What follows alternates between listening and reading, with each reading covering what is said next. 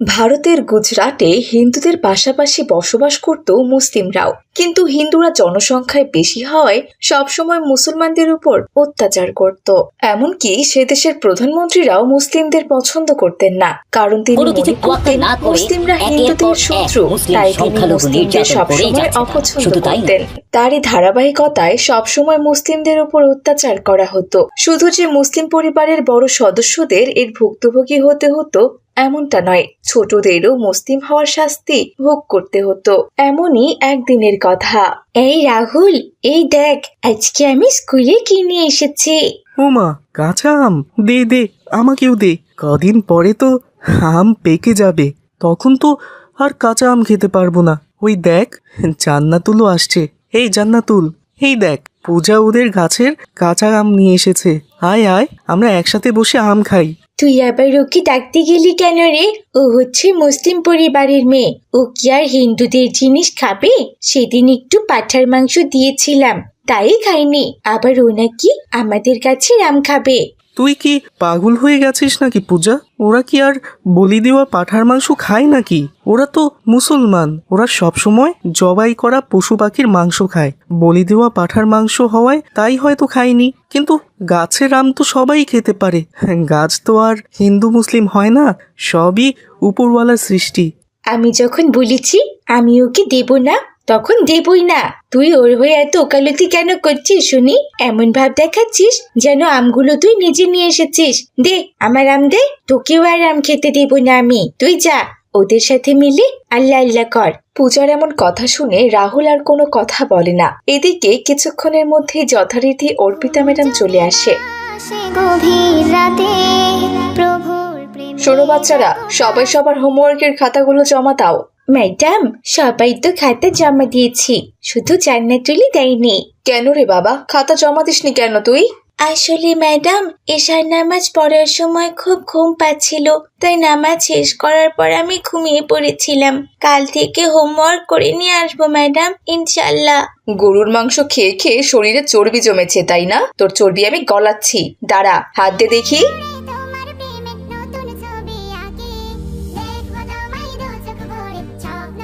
Madam, ভগবানের দিব্যি করে বলছি, আমার হোমওয়ার্ক করতে মনে ছিল না। কাল থেকে আমি ঠিক করে নিয়ে আসব।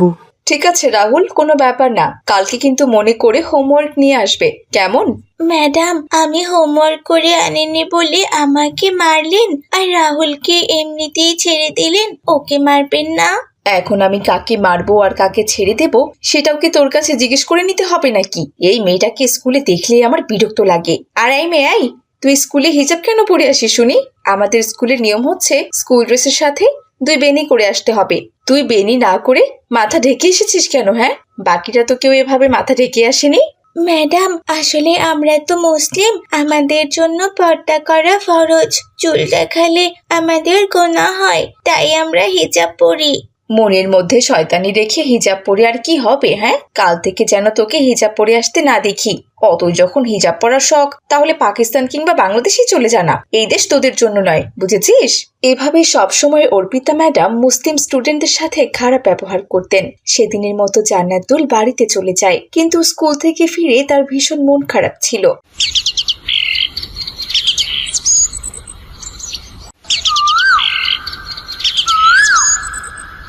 পরের দিন জান্নাতুল স্কুলে যায়। ম্যাডাম, আজকে আপনি বরং জান্নাতুলকে জাতীয় সঙ্গীত বলতে বলুন। ও আবার জাতীয় সঙ্গীত বলতে চায় না, ওদের ধর্মে নাকি শিরক হয়। জাতীয় সঙ্গীত গাইলে আবার কিসের শিরক হয় শুনি? কই, কারো কাছে তো শুনিনি। যত শত ঢং এই মুসলমানদের। এই মেয়ে, কোথায় শিরক হয় শুনি? ম্যাডাম, জাতীয় সঙ্গীতে যখন বলা হয় ভারত ভাগ্য বিধাতা, তখন আল্লাহর সাথে শিরক করা হয়। আমরা তো মুসলমান, তাই আমরা ভাগ্য বিধাতা বলতে আল্লাহ তাআলাকেই বুঝি ম্যাডাম। আপনারা যেমন ডাক্তাররা জীবন বাঁচালে তাদেরকে ভগবান বলেন, আমরা কখনোই তাদের আল্লাহ বলি না, কারণ জীবন আল্লাহ তাআলারই দান, আর সুস্থ রাখার মালিক আল্লাহ, ডাক্তার নয়। যাই হোক ম্যাডাম, আমি জাতীয় সঙ্গীত পারি, কিন্তু বলতে চাই না। তাছাড়া আমি আমার দেশকে খুবই ভালোবাসি। তোদের ধর্মে দেখছি সব কিছুতেই শুধু বাড়াবাড়ি আর বাড়াবাড়ি। একটু দেশকে ভালোবেসে জাতীয় সঙ্গীত গাইবে, তাতেও নাকি আবার শিরক হয়। এসব কিছুই আমি শুনতে চাই না। সামনে এসে জাতীয় সঙ্গীত বলে শোনা। যদি না বলতে পারিস তাহলে ক্লাসের বাইরে কান ধরে দাঁড় করিয়ে রাখবো। जनगण मन अधिनायक जय हे भारत भाग्य विधाता पंजाब सिंध गुजरात मराठा द्राविड उत्कल बंग विंध्य हिमाचल यमुना गंगा उच्छल जलधि तरंग तब शुभ नामे जागे तब शुभाशिष मागे गाहे तब जय गाथा जनगण मंगलदायक जय हे भारत भाग्य विधाता जय हे जय हे जय हे जय जय जय जय हे। জাতীয় সঙ্গীত পেরেছিস, ভালো কথা। কি ভেবেছিস তোকে আমি কিছু বলবো না? আজকেও কিনা তুই হিজাব পরে এসেছিস? যা যা, বাইরে গিয়ে দাঁড়িয়ে থাক। অর্পিতা ম্যাডামের কথা অনুযায়ী জান্নাতুল ক্লাসের বাইরে দাঁড়িয়ে থাকে। বেচারি বুঝতেও পারে না কি ছিল তার অপরাধ। অন্যদিকে জান্নাতুলের বাবা ছিলেন মসজিদের ইমাম। একদিন সন্ধ্যাবেলা তিনি মসজিদে আজান দিতে যাবেন। এমন সময় পূজার বাবা ধীরেন এসে তাকে বলে, শোনো দাদা, আজকে আমাদের বাড়িতে পুজো হচ্ছে। বাড়িতে গুরুজি এসেছেন, বেশ বড়সড় পুজো। তাই বলছি কি, আজকে মাইকে আজান দিও না, এমনিতে মসজিদের ভিতরে আজান দিও। কিন্তু ভাই, মাইকে আজান না দিলে লোকজন বুঝবে কিভাবে যে নামাজের সময় হয়েছে? সবাই তো আর মসজিদে উপস্থিত থাকতে পারেন না। এক একজন এক এক জায়গায় থাকেন। আজান শুনে তারা মসজিদে আসে। তাছাড়া আজান দিতে তো আর বেশি সময় লাগে না, 2-3 মিনিট হলেই হয়। এতে আপনার কোনো সমস্যা হবে বলে আমার মনে হয় না ভাই। শুধু যে আমার বাড়িতেই পুজো হচ্ছে এমনটা নয়, পুরো মহল্লার সবার বাড়িতে পুজো হচ্ছে। আর এই পবিত্র দিনে আমরা কোনো আজানের শব্দ শুনতে চাই না। আর যদি শুনেছি, ওর ফল কিন্তু ভালো হবে না। এই বলে ধীরেন সেখান থেকে চলে যায়। আব্দুল্লাহ কোনো কথা না বলে মসজিদে আজান দিতে থাকেন। আজানের পর মসজিদে অনেক মুসল্লি নামাজ পড়তে আসে। সবাই নামাজ পড়ে বেরিয়ে যায়। আর আব্দুল্লাহ নামাজ শেষে বের হওয়ার সাথে সাথেই সেখানে পুলিশ আসে। কিরে, ধীরেন্দা তোকে আজান দিতে মানা করেছে না? তবুও তুই আজান দিয়েছিস। এতে পূজার ব্যাঘাত ঘটেছে। পুরো এলাকাবাসী ক্ষেপে আছে তোর উপর। এমনিতেই তোরা আমাদের দেশের শত্রু, তার উপরে আমাদের কথা অমান্য করিস। সংখ্যালঘু হয়ে এত বড় দুঃসাহস তোদের। আপনি এভাবে কেন বলছেন ভাই? আমরা দেশের শত্রু কিভাবে হলাম? আপনারা যেমন এই দেশকে ভালোবাসেন, তেমনি আমরাও তো ভালোবাসি। আর যদি আমাদের দেশের সাথে কেউ যুদ্ধ করে, তাহলে আমরা মুসলিমরা আপনাদের আগেই যুদ্ধক্ষেত্রে পৌঁছে যাব ইনশাআল্লাহ। কিন্তু সবার আগে তো ধর্ম। আমি আমার ধর্মকে কিছুতেই অমান্য করতে পারি না। তাছাড়া আমরা যদি আপনাদের ধর্মীয় ব্যাপারে কিছু না বলি, তাহলে আপনাদেরও উচিত আমাদের ধর্মীয় ব্যাপারে কথা না বলা। ধীরেনবাবু অযথা ক্ষমতার জোর দেখিয়ে আমাকে শাসিয়ে গেছেন। তারা গত 7 দিন ধরে রাতে দিনে উচ্চস্বরে গীতা পাঠ করছেন, তাদের ধর্মীয় কথা বলছেন। কই, তখন তো আমরা মুসলিমরা কিছু বলিনি। তাহলে 2-3 মিনিট ধরে আজান দিয়েছি বলে সে আমাকে কেন এত কিছু বলবে? সে সব কিছু তুই থানায় গিয়ে বলিস। ধীরেনবাবু যেহেতু তোকে বলেছে অ্যারেস্ট করতে, তাই তোকে থানায় যেতেই হবে। চল আমার সাথে। এই সময় অনেক মুসল্লি এসে সেখানে ভিড় জমায়। তখন পুলিশ সবার উদ্দেশ্যে বলে, শোনো সবাই, যতদিন এই পাড়ায় পূজা হবে ততদিন মসজিদে আজান বন্ধ থাকবে। তোমরা মসজিদে নামাজ পড়বে, ভালো কথা, কিন্তু আজান দেওয়া যাবে না। আমি যেন পুজোর মধ্যে কোনো উচ্চ শব্দ না শুনতে পাই, এই বলে দিলাম। এভাবে পুলিশ সবাইকে ধমকিয়ে আব্দুল্লাহকে থানায় নিয়ে যায়। আব্দুল্লাহ বুঝতে পারে না কি ছিল তার অপরাধ। আমার হাতে যা টাকা আছে সব টাকা দিয়ে আমি আমার স্বামীকে ছাড়িয়ে নিয়ে আসবো ইনশাআল্লাহ। তারপর এখান থেকে অনেক দূরে চলে যাব। এভাবে আর কত অত্যাচার সহ্য করব আমরা মুসলিমরা? আমাদের তো কোনো দোষ নেই, শুধুমাত্র মুসলমান হওয়াটাই কি আমাদের অপরাধ? আমার মেয়েকে প্রতিনিয়ত স্কুলে অত্যাচারিত হতে হয়। আজান দেওয়ার অপরাধে আমার স্বামীকে জেল খাটতে হচ্ছে। এ কেমন দেশে আছি আমরা? দেশকে এত ভালোবাসার পরেও দেশ কেন আমাদের আপন করে নিতে পারছে না? তার কারণ কি শুধু একটাই, যে আমরা মুসলমান? এরপর রেহানা বাড়ি ভিটি বিক্রি করে তার স্বামীকে ছাড়িয়ে নিয়ে আসে। সবাই মিলে হিন্দুদের অত্যাচার সহ্য করতে না পেরে অন্যত্র চলে যায়। তো বন্ধুরা, আমাদের আজকের এই গল্পটি তোমাদের কাছে কেমন লেগেছে? ভালো লেগে থাকলে অবশ্যই একটি লাইক করে দেবে। আর তোমরা কে কোথা থেকে দেখছো তা অবশ্যই কমেন্টে জানিয়ে দেবে।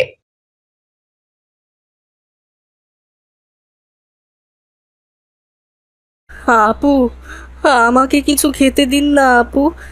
সারাটা দিন গেল কিছু খাইনি। আমার কাছে তো কোনো খাবার নেই ভাই, আমি তোমাকে কি খেতে দেব? খাবার নেই তাতে কি হয়েছে আপু? নিশ্চয়ই আপনার কাছে টাকা আছে। আমাকে কিছু টাকা দিয়ে সাহায্য করুন আপু। আমি খাবার কিনে খাবো আর আপনার জন্য অনেক দোয়া করব। সে না হয় দিচ্ছি, কিন্তু তুমি তো এখন আর ছোট নেই, তাহলে ভিক্ষা কেন করছো? কাজ করে খেতে পারো না? বয়স কত তোমার? আমার বয়স কত তা তো আমি নিজেও জানি না আপু। যখন সব কিছু বুঝতে শিখেছি তখন থেকে দেখি একটা দাদু এভাবে মানুষের কাছ থেকে চেয়ে চেয়ে খাবার খেত। বেশ কিছুদিন হলো দাদু মারা গেছে। এখন সে আমার সাথে নেই, কিন্তু আমার তো পেট চালাতে হবে, তাই আমি চলে আসছি ভিক্ষা করতে। যাদের হাত পা আছে তাদের ভিক্ষা করাটা মানায় না, তোমাকে পরিশ্রম করতে হবে ভাই। তোমাকে দেখে মনে হচ্ছে তোমার বয়স 12 থেকে 13 বছর হবে। আজকে আমি তোমাকে টাকা দিয়ে দিচ্ছি, কাল থেকে যেন তোমাকে আমি ভিক্ষা করতে না দেখি, বুঝেছো? আমি কালকেও এই রাস্তা দিয়েই কলেজে যাব, তখন যদি তোমাকে ভিক্ষা করতে দেখি তাহলে তোমার খবর আছে, এই বলে দিলাম। নাও ধরো। এরপর শিমু ইমরানকে 50 টাকা দেয় আর ইমরান দোকানে বসে ভাত খায়। রাতের বেলা শুয়ে শুয়ে ইমরান ভাবতে থাকে, আপু হয়তো ঠিক বলেছে, এইভাবে অন্যের কাছে আর কতদিন চেয়ে চেয়ে খাবো? আমাকে কিছু একটা করতে হবে। হে আল্লাহ, আপনি আমাকে সাহায্য করুন যেন আমি নিজের পায়ে দাঁড়াতে পারি। তবে আমি তো কোনো কাজ পারি না, আর পড়াশোনাও তো করিনি, তাহলে আমাকে কে কাজ দেবে? এসব চিন্তা করতে করতে ইমরান ঘুমিয়ে পড়ে। সকালবেলা উঠে সে দোকানে খাবার খেতে যায়, আর তখন দেখে তার বয়সী কয়েকজন ছেলে মানুষের বাড়ির সামনে পড়ে থাকা প্লাস্টিকের বোতল কুড়িয়ে বস্তায় ভরছে। ইমরান তাদের কাছে গিয়ে জিজ্ঞেস করে, আরে ভাই, তোমরা এই ময়লাগুলো দিয়ে কি করবে? তোমার কাছে এগুলো সাধারণ ময়লা হলেও আমাদের কাছে এগুলো টাকা মনে হয়। এই বোতলগুলো বিক্রি করলে আমরা বেশ কিছু টাকা পাবো। তা দিয়ে অন্তত 2-1 বেলার খাবার তো খেতে পারবো। না খেয়ে থাকার থেকে একবেলা খাবার খাওয়া অনেক ভালো। ভালো কোনো কাজ করতে পারো না? আমরা হলাম টোকাই, আমাদেরকে দেখলে মানুষ ঘৃণা করে, তারা আবার কিভাবে কাজ দিবে? তাছাড়া এই বয়সে আমরা আর কি কাজই বা করবো? তাই এই ময়লা বোতল ইত্যাদি টুকিয়ে মহাজনকে দেই, আর এর বিনিময়ে মহাজন আমাদের টাকা দেন। শুধু তাই নয়, মহাজন আমাদের বাবার মতো আগলে রেখেছেন।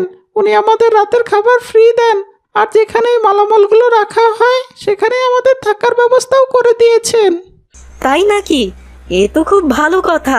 আমি তো রোজ রোজ রাস্তায় ঘুমাই, আর যেদিন বৃষ্টি পড়ে সেদিন দোকানে গিয়ে আশ্রয় নেই।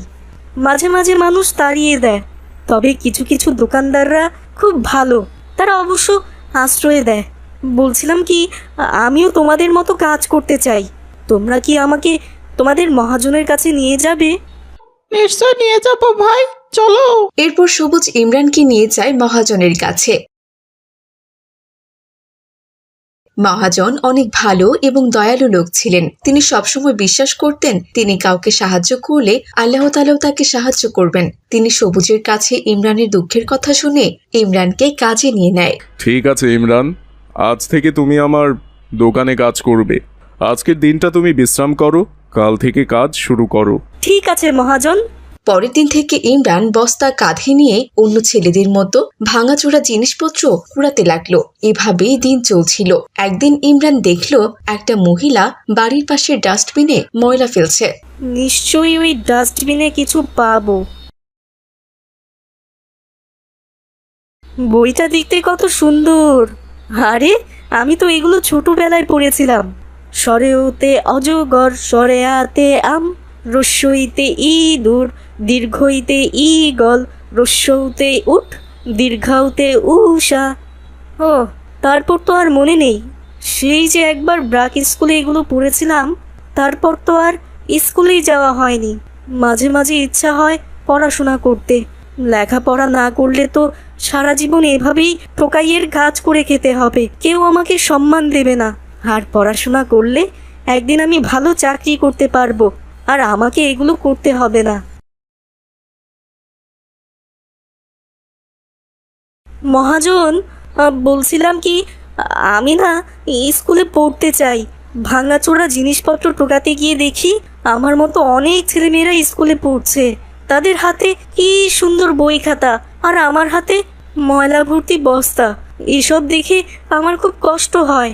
আমি চাই কাজের পাশাপাশি লেখাপড়া করতে। এ তো খুব ভালো কথা রে।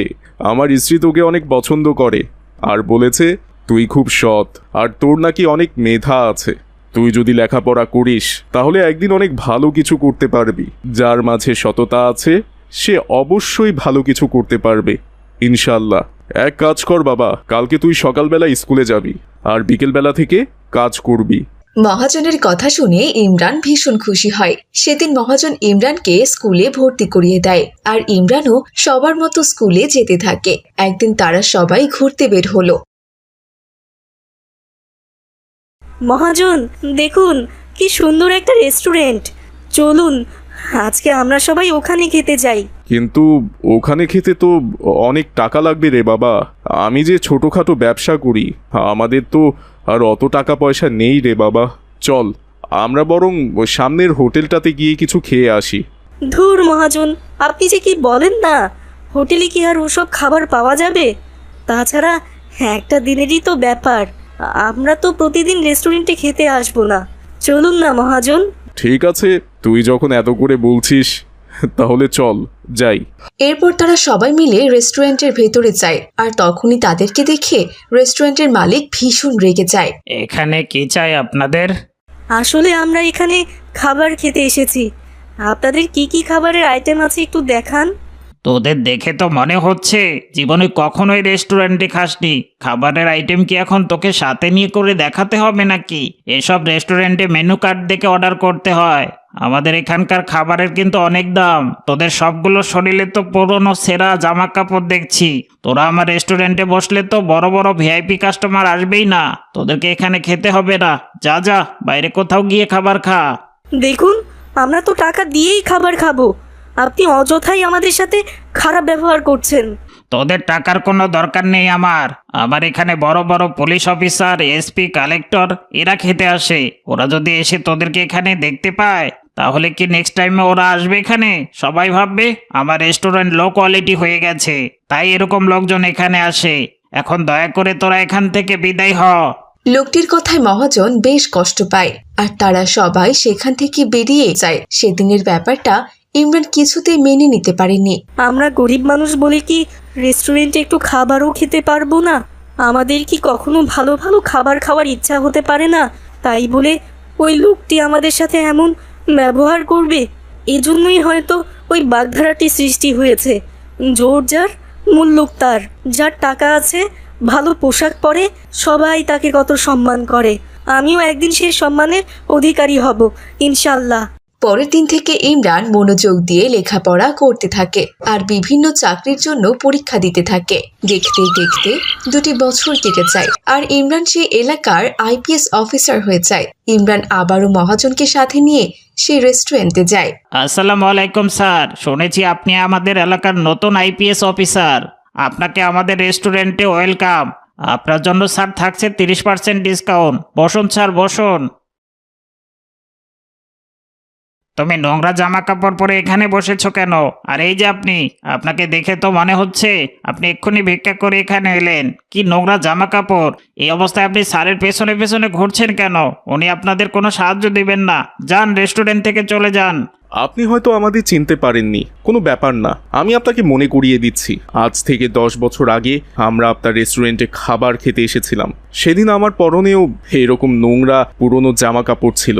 আপনি আমাদের রেস্টুরেন্টে খেতে না দিয়ে বের করে দিয়েছিলেন। আর আজকে যখন আমি আইপিএস অফিসার হয়ে আপনার রেস্টুরেন্টে এসেছি, তখন আপনি শুধু আমাকেই কাস্টমার ভাবছেন আর বাকি লোকদের ভিখারি ভাবছেন। অন্যের পোশাক আশাক দেখে তাকে কেন বিচার করেন আপনি?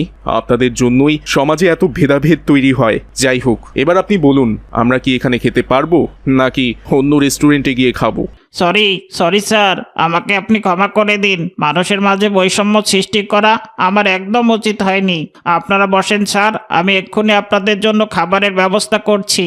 রেস্টুরেন্ট মালিকের এমন কথা শুনে মহাজন তো অবাক হয়ে যায়। আজ তোর জন্য আমার গর্ব হচ্ছে রে বাবা। তুই আজ এত বড় অফিসার না হলে হয়তো ওরা আমাদের এখানে প্রবেশই করতে দিত না, আবারও আগের মতো বের করে দিত। জীবনে বাঁচতে হলে বড়লোক আর ভিআইপি হওয়াটা যে এত জরুরি তা আমি আজ বুঝতে পেরেছি। আগে জানলে আমিও লেখাপড়া করতাম বাবা। আপনি দুঃখ পাবেন না মহাজন, আপনি আমাদের বাবার মতো। ছোট থেকে আমাকে, সবুজ ভাইকে, সুমন ভাইকে আপনি নিজের ছেলের মতো করে দেখেছেন। আজ আমরা বড় হয়ে আপনাকে ফেলে দিতে পারি বলুন? আপনি যতদিন বেঁচে থাকবেন আমরা আপনাকে বাবার মতো করে আগলে রাখবো ইনশাআল্লাহ। ইমরানের কথা শুনে মহাজন খুব খুশি হয়। তো বন্ধুরা, আমরা কখনোই কারো কাজ বা কাপড় দেখে তাকে বিচার করব না। কোনো কাজই ছোট নয়, আবার কোনো কাজই বড় নয়। সবার কাজই আমাদের জন্য গুরুত্বপূর্ণ এবং সম্মান পাওয়ার অধিকার সবারই আছে। তাই আমরা সকল পেশার মানুষকে সম্মান করব ইনশাআল্লাহ। এতে আল্লাহ তাআলাও খুশি হবেন।